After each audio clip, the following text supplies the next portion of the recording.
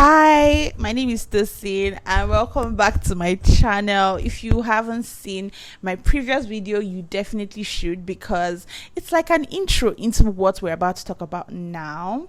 Once again, my name is Tosin. I'm a makeup artist based in Nigeria.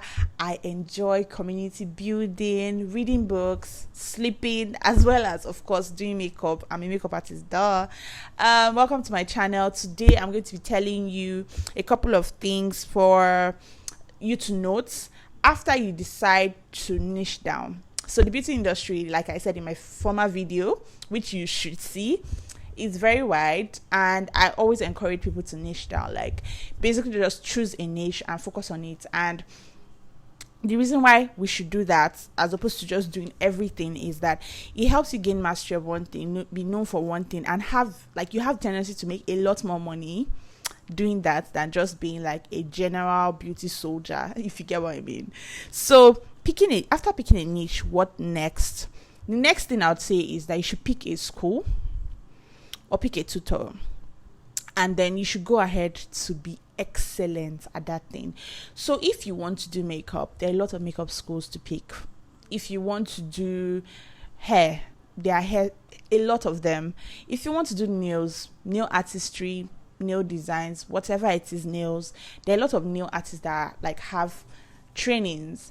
If you want to do skincare, same thing. If you want to create toiletries or start selling your own beauty tools too, there are a lot of people who could help you with that. So the first thing after picking a niche is to look around you and think about how you can gain actual knowledge about what you picked. Do you get? So I'm not one of those people that will just say, oh my god, just do this and then go and start making money. No, there's a process for everything. This means that when you decide that, okay, this is what I want to do with my life, then you go ahead and learn about it. The process of being a doctor, you just walk into the hospital and then you see a doctor. That person did not just get there in one day. That person made a choice maybe like some 8 years ago, some 9 years ago, and the person wrote exams constantly. The person had to take a lot of tests. The person had to read and study and put in the work. So you, as a beauty business owner, an aspiring makeup artist or hairstylist or nail artist, you should have the same mindset. The mindset of, I need to learn. I need to put in the work. I need to show myself. I need to show my workings. I figured that one of the issues that I have with a lot of people nowadays is just that they just want to just come and say, oh, I'm a makeup artist or I'm a hairstylist or whatever, and then just charge people. You don't have the necessary expertise. You don't know the theories of this thing that you do. You don't know the history. You don't understand the rudiments of it. So how do you put a price on it? Let me tell you something. I think that we all need to get to a point where we realize that money will come to you when you are skilled. It's not even that hard. If you are skilled at doing something, you will get paid for it. At some point, you have to put in the work of like pushing yourself out there, propagating your brand, and that's where marketing comes in and ads and all of those things. But if you're not skilled, you're going to run ads, you're going to do all that marketing. People would come, they'll see how unskilled you are, then they will go back and tell all their friends not to patronize you. So your business will die before it can even start. So it's very important that you learn. Now, talking about this makeup school, for example, so in this, I'm trying to generalize as much as possible, even though I'm a makeup artist. So one of the questions that people say is, okay, cosmetology school versus makeup school. Makeup school, obviously, is just makeup, right? It's just makeup. Like, they're going to teach you probably SFX, film makeup, bridal makeup, whatever, but it's just makeup. Now, cosmetology school, on the other hand, involves a whole lot more. It could even involve formulation of products, like how to make a lipstick or how to mix mica powder and this to make eyeshadow. It could involve skincare, about sunscreens or about facials, about waxing. It could involve hair, it could involve nails, it could involve a wide range of items. Do you get? But makeup is just makeup, so you have to make up your mind. Do you want to go to a cosmetics school, or you want to go to a makeup school? If you decide to go to makeup school, you're already niching down from the very beginning, so you're focusing on just makeup. This does not mean you cannot go back and learn other things, but then you're just starting with makeup, which I think is better. I think that you should just decide on one and learn that one. A lot of people might be a bit confused, and they might not know which one exactly they want to do. So me, what I would advise is that you could go out and try nails for a couple of months, try hair, like when you are trying all of these things, at some point you discover which one you like and which one you absolutely dislike. So I think that that's a solution to finding what you like, in case you are of the opinion that you don't know what you like, you don't know which aspect you like, you don't know which one you want to do. You could just try everything first, and then while you're doing it, you realize the one that makes your blood boil and makes your heart flutter, and you're happy while you're doing it. Do you get? Okay, so in this video, I'm basically going to just be giving you a checklist of items like you should have in your mind when you are looking for like a training school, be it makeup, hair, nails, whatever it is. This is just like a checklist, things that you should consider while you're looking for a training school. So number one is the location. You want to pick somewhere that is close to you. If you are based in a region where you think, there are not enough certified people to train, or maybe you're just like, I'd rather go and train from an artist in Ghana, or I'd rather go and train from an artist in Lagos, meanwhile I stay in Oshogbo or something, then you have to then factor in the question of, do they have accommodation? Some of these institutes actually offer accommodation to students that travel out of state to come and train with them. Some do not, so you have to sort yourself out. So the number one thing is the location. Determine what location you want to be at. It's more cost effective to stay somewhere close to you, honestly, but if you have the capital and you have the ginger basically to go out of state or to go far, please, by all means, do it. So the number one thing I'll say is the location. Another thing is the price. Of course, you should make inquiries from a couple of people. I don't subscribe to just asking one person and say, okay, I'll go with this person. Go ahead and make inquiries with as many people as possible. Find out the prices. How much do they charge? Find out if they allow instrumental payments. If they have a payment plan. Can I pay 70% now and pay 30% later? Can I pay 30% now and pay 60% later and 10% later?